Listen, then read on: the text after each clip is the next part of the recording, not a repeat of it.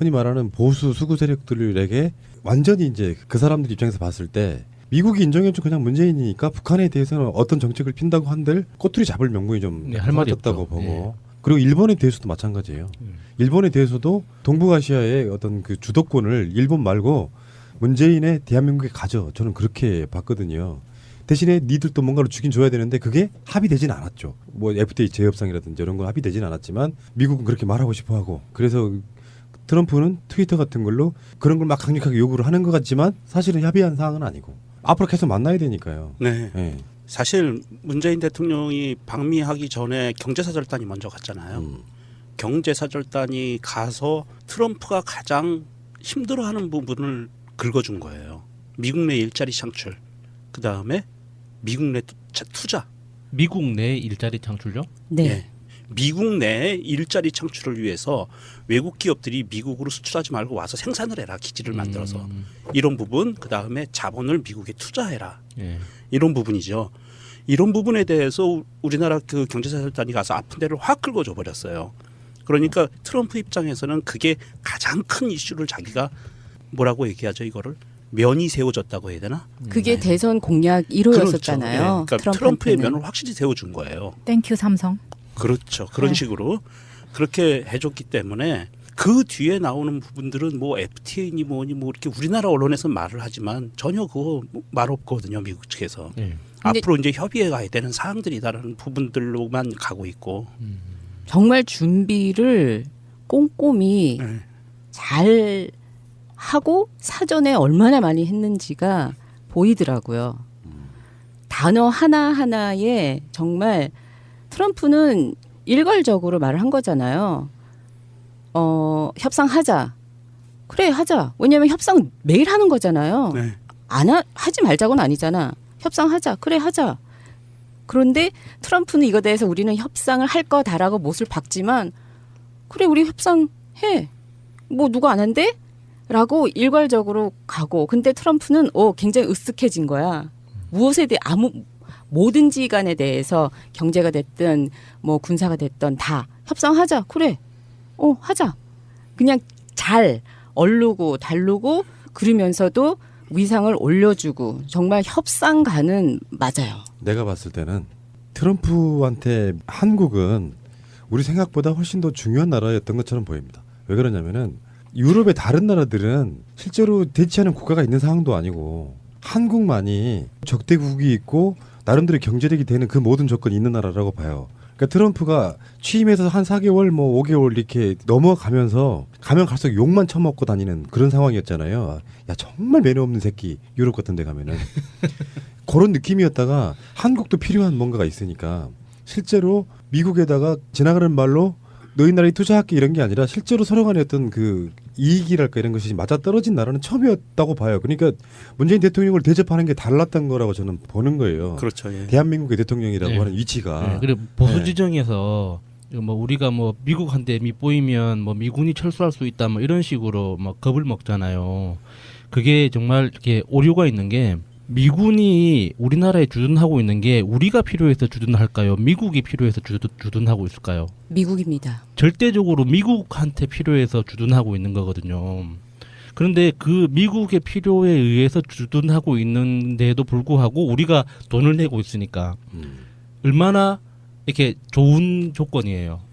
만약에 그 한국에서 미군이 철수하면 미국 입장에서는 자신들의 방어선이 일본까지 밀린다는 뜻이거든요. 그러니까 예전에 에치슨 라인까지 밀리는 거죠. 전략면에서는 미국이 자기의 영토를 포기하는 개념인 거예요.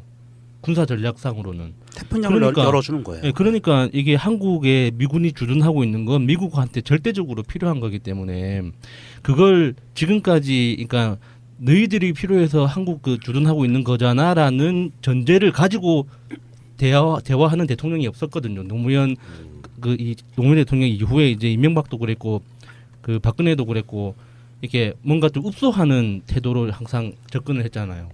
그러니까 당당하게 너희들이 아쉬워서 너희들이 주둔하고 있는 거니까 너희들이 알아서 챙겨라는 이렇게 이야기를 하는 사람 앞에서 잘해줘야죠. 기본적으로는.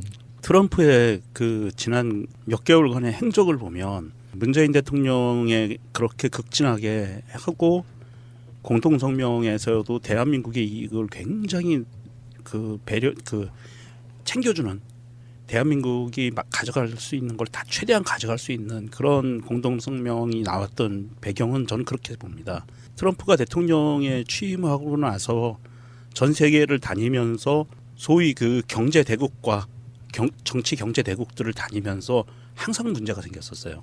그러니까 트럼프의 입장에서는 아까 희랑님이 얘기했지만 트럼프의 선거 공약 1호 경제 문제거든요. 국내 경제 문제, 취업 문제, 일자리 문제.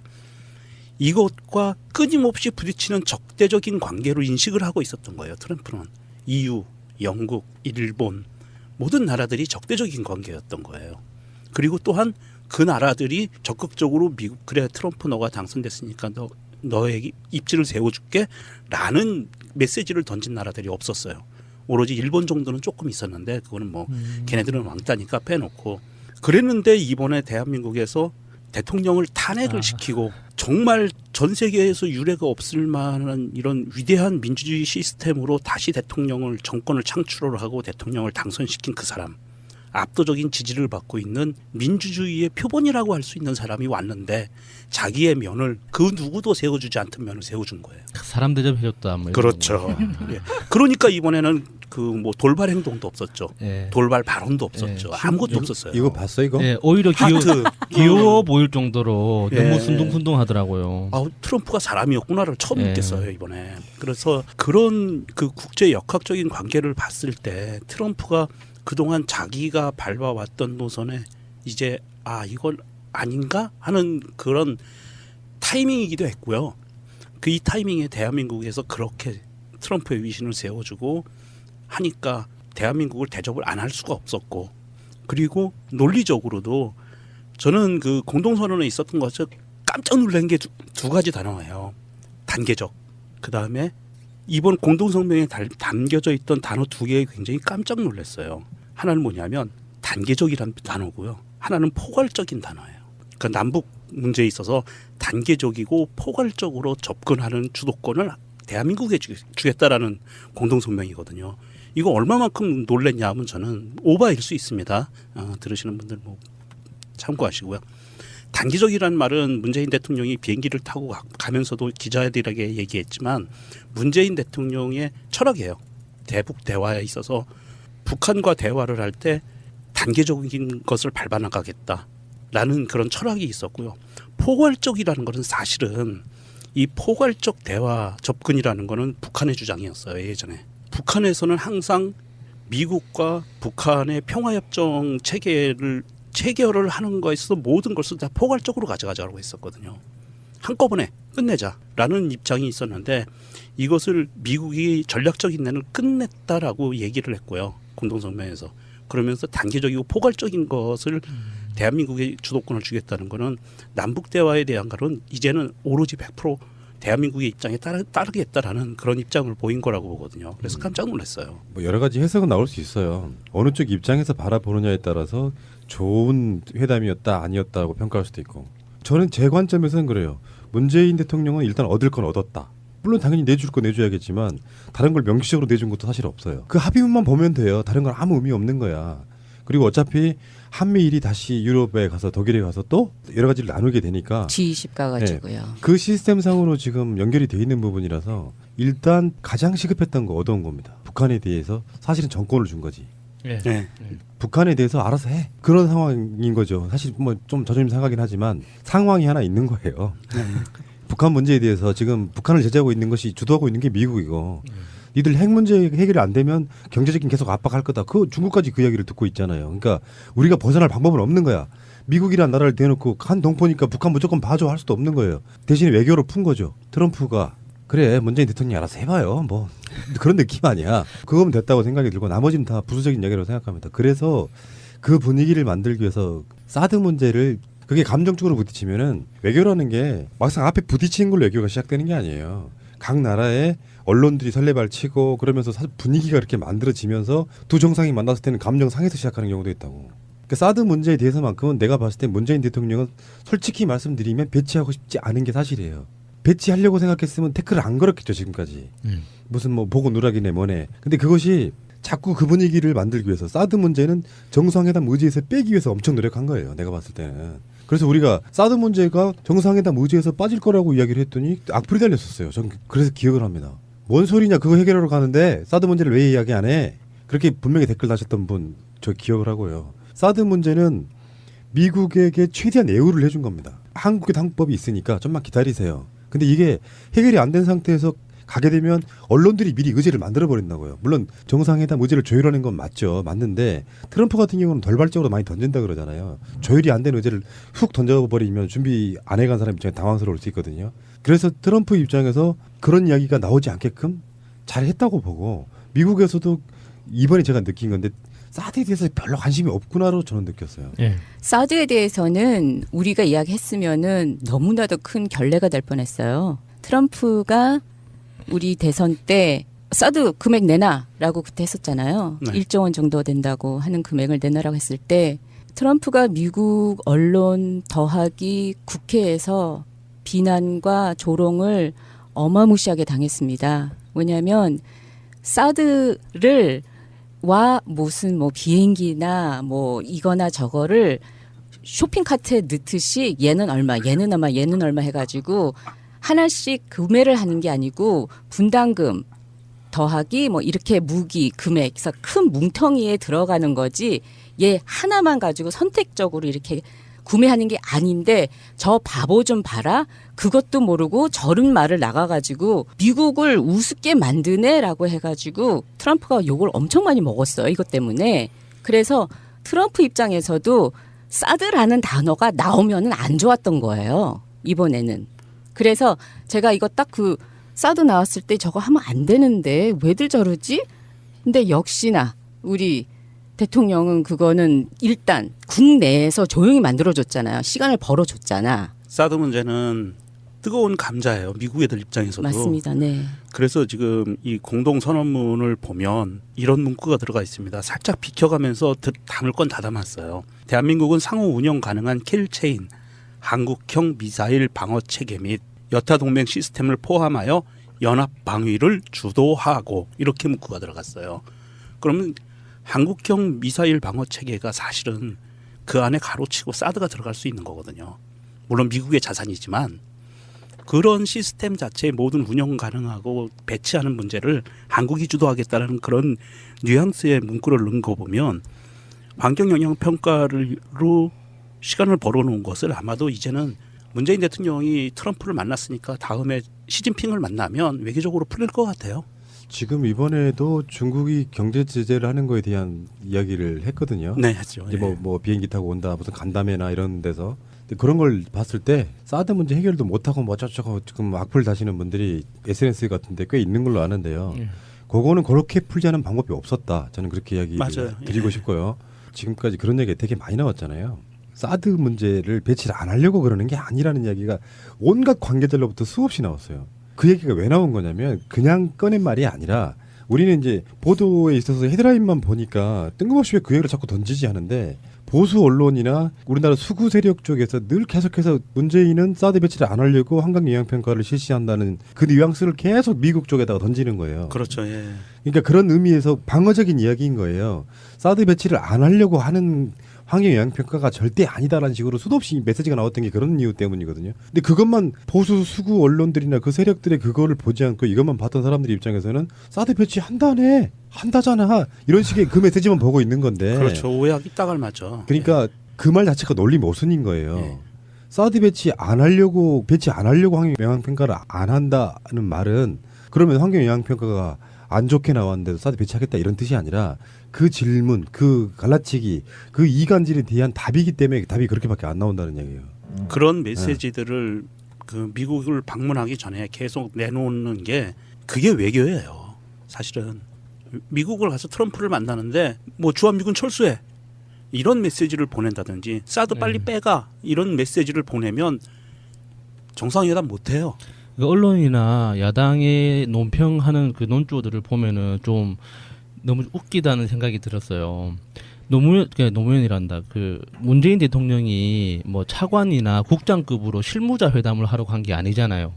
국가 대 국가로 정상회담을 하려고 한 건데, 그 정상회담 그 자리에서 그 정확한 그 하나하나의 그 이슈들 우리나라 입장에서 중요하다고 생각했던 예를 들어서 사드가 우리나라한테는 중요하지만 미국한테는 자기들의 이익 중에 수많은 이익 중에 하나일 뿐인 거잖아요. 그러니까 협상이라는 게 정상회담이라는 그 자리에서 상대방의 그 처지나 어떤 전체적인 그림하고 상관없이 내가 급하니까 내 거부터 빨리 해결해줘라고 요구하는 게 뭐 회담 자리가 아니잖아요. 그게 외교도 아닌 거고. 그런데 그 야당이나 언론에서 논조는 뭐 이런 거죠. 뭐 해결된 것도 국민의당이 그렇게 논평을 했는데 해결된 것도 실리를 취한 것도 없는 속빈강정이다 이렇게 혹평을 했는데 이거 완전 진짜 이거 말이 안 되는 거죠. 그러면 대통령이 가서 무슨 일을 해야 된다는 거예요. 그 하루 만에 하루 잠깐 만나는 그 시간 동안 원래 실무자들이 할 일은 다 했으니까 그렇게 굉장히 우리 쪽에 장기적으로 굉장히 그 많은 이익을 취할 수 있는 권리를 그 성명서에 담았잖아요. 그러면 된 거지. 뭐 얼마나 더 보여줘야 되는 거예요. 이번엔 정말 카드마다 이 하나만 사드 하나만 가지고도 너무나도 이쁘게 포장이 된 거예요. 맞아요. 트럼프가 파리 그 기후 협정을 탈퇴를 했어요. 6월 1일 날에.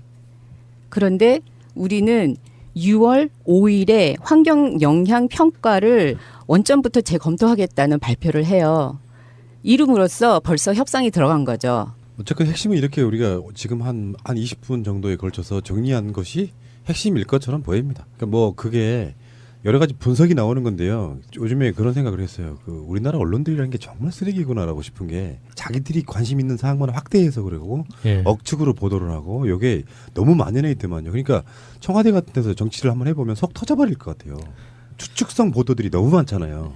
네. 거짓. 네. 아예 거짓. 그 한 가지 참고로 말씀드릴 거는 정치인들과 같은 그냥 그렇게 정치인으로 바라보면 자꾸 오류에 빠질 수밖에 없어요. 문재인 같은 사람은 돌연변이거든요. 대한민국 정치사에서.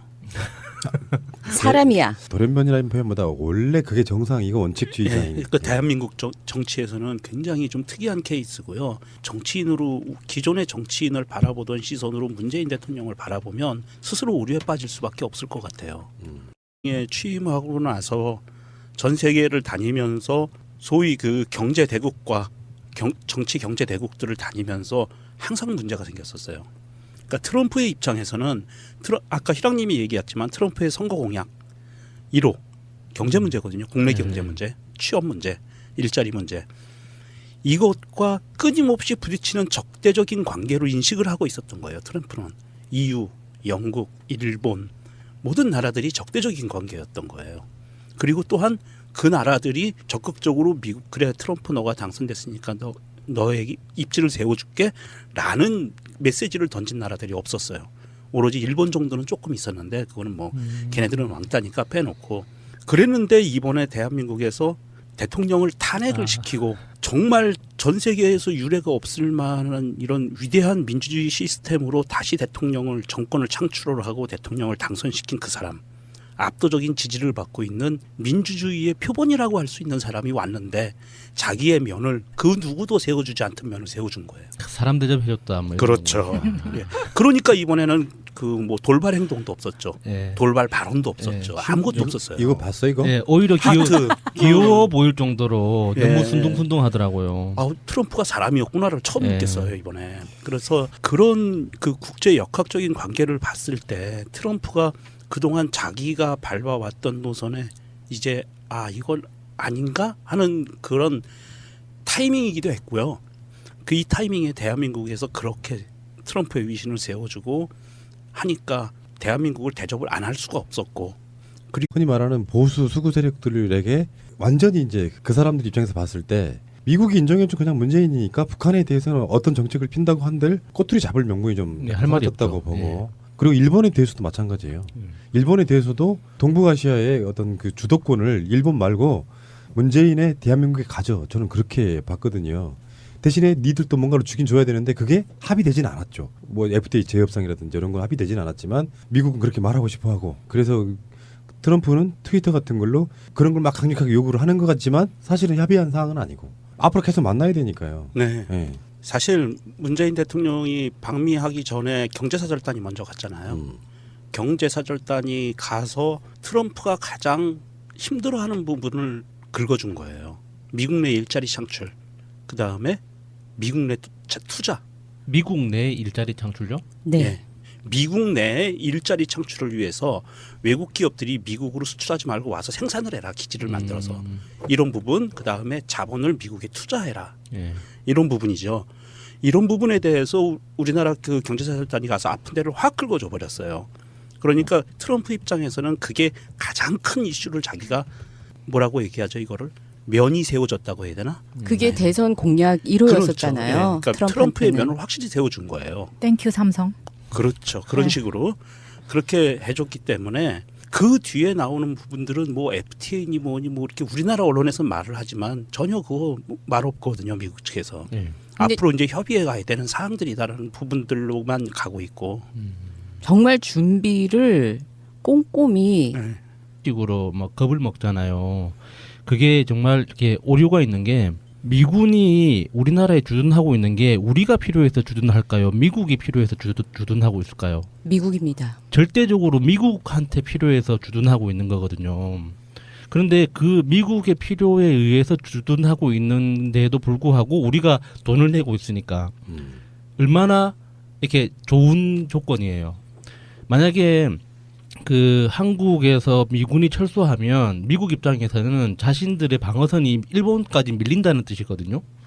그러니까 예전에 에치슨 라인까지 밀리는 거죠. 전략면에서는 미국이 자기의 영토를 포기하는 개념인 거예요. 군사 전략상으로는. 태평양을 그러니까- 열어주는 거예요. 예, 그러니까 이게 한국에 미군이 주둔하고 있는 건 미국한테 절대적으로 필요한 거기 때문에 그걸 지금까지 그러니까 너희들이 필요해서 한국 그 주둔하고 있는 거잖아라는 전제를 가지고 대화하는 대통령이 없었거든요. 노무현 노무현 대통령 이후에 이제 이명박도 그랬고 그 박근혜도 그랬고 이렇게 뭔가 좀 읍소하는 태도로 항상 접근을 했잖아요. 그러니까 당당하게 너희들이 아쉬워서 너희들이 주둔하고 있는 거니까 너희들이 알아서 챙겨라는 이렇게 이야기를 하는 사람 앞에서 잘해줘야죠. 기본적으로는. 트럼프의 그 지난 몇 개월간의 행적을 보면 문재인 대통령의 그렇게 극진하게 하고 공동성명에서도 대한민국의 이익을 굉장히 그 챙겨주는 대한민국이 막 가져갈 수 있는 걸 다 최대한 가져갈 수 있는 그런 공동성명이 나왔던 배경은 저는 그렇게 봅니다. 트럼프가 대통령이고 논리적으로도 저는 그 공동선언에 있었던 것을 깜짝 놀란 게 두 가지 단어예요. 단계적. 그 다음에 이번 공동성명에 담겨져 있던 단어 두 개에 굉장히 깜짝 놀랐어요. 하나는 뭐냐면 단계적이라는 단어고요. 하나는 포괄적인 단어예요. 그러니까 남북 문제에 있어서 단계적이고 포괄적으로 접근하는 주도권을 대한민국에 주겠다라는 공동성명이거든요. 이거 얼마만큼 놀랐냐 하면 저는 오바일 수 있습니다. 들으시는 분들 뭐 참고하시고요. 단기적이라는 말은 문재인 대통령이 비행기를 타고 가면서도 기자들에게 얘기했지만 문재인 대통령의 철학이에요. 대북 대화에 있어서 북한과 대화를 할 때 단계적인 것을 밟아나가겠다라는 그런 철학이 있었고요. 포괄적이라는 것은 사실은 이 포괄적 대화 접근이라는 것은 북한의 주장이었어요. 예전에. 북한에서는 항상 미국과 북한의 평화협정 체결을 하는 거에 있어서 모든 것을 다 포괄적으로 가져가자고 했었거든요. 한꺼번에 끝내자라는 입장이 있었는데 이것을 미국이 전략적인 면을 끝냈다라고 얘기를 했고요. 공동성명에서. 그러면서 단계적이고 포괄적인 것을 대한민국의 주도권을 주겠다는 거는 남북 대화에 대한 거는 이제는 오로지 100% 대한민국의 입장에 따르겠다라는 그런 입장을 보인 거라고 보거든요. 그래서 깜짝 놀랐어요. 뭐 여러 가지 해석은 나올 수 있어요. 어느 쪽 입장에서 바라보느냐에 따라서 좋은 회담이었다 아니었다고 평가할 수도 있고. 저는 제 관점에서는 그래요. 문재인 대통령은 일단 얻을 건 얻었다. 물론 당연히 내줄 거 내줘야겠지만 다른 걸 명시적으로 내준 것도 사실 없어요. 그 합의문만 보면 돼요. 다른 건 아무 의미 없는 거야. 그리고 어차피 잘 하고 사전에 얼마나 많이 했는지가 보이더라고요. 단어 하나하나에 정말 트럼프는 일괄적으로 말을 한 거잖아요. 협상하자. 그래 하자. 왜냐하면 협상 매일 하는 거잖아요. 네. 하지 말자고는 아니잖아. 협상하자. 그래 하자. 그런데 트럼프는 이거에 대해서 우리는 협상을 할 거다라고 못을 박지만 그래 우리 협상해. 뭐 누가 안 한대? 라고 일괄적으로 가고 근데 트럼프는 굉장히 으쓱해진 거야. 무엇에 대해 뭐든지 간에 대해서 경제가 됐든 뭐 군사가 됐든 다 협상하자. 그래. 하자. 그냥 잘 얼르고 달르고 그러면서도 위상을 올려주고 정말 협상가는 맞아요. 내가 봤을 때는 트럼프한테 한국은 우리 생각보다 훨씬 더 중요한 나라였던 것처럼 보입니다. 왜 그러냐면은 유럽의 다른 나라들은 실제로 대치하는 국가가 있는 상황도 아니고 한국만이 적대국이 있고 나름대로 경제력이 되는 그 모든 조건이 있는 나라라고 봐요. 그러니까 트럼프가 취임해서 한 4개월 뭐 5개월 이렇게 넘어가면서 가면 갈수록 욕만 처먹고 다니는 그런 상황이었잖아요. 야 정말 매너 없는 새끼 유럽 같은 데 가면은 그런 느낌이었다가 한국도 필요한 뭔가가 있으니까 실제로 미국에다가 지나가는 말로 너희 나라에 투자할게 이런 게 아니라 실제로 서로 간에 어떤 그 이익이랄까 이런 것이 맞아떨어진 나라는 처음이었다고 봐요. 그러니까 문재인 대통령을 대접하는 게 달랐던 거라고 저는 보는 거예요. 그렇죠. 예. 대한민국의 대통령이라고 네. 하는 위치가. 네, 그리고 보수 네. 지정에서 뭐 우리가 뭐 미국한테 밑보이면 뭐 미군이 철수할 수 있다 뭐 이런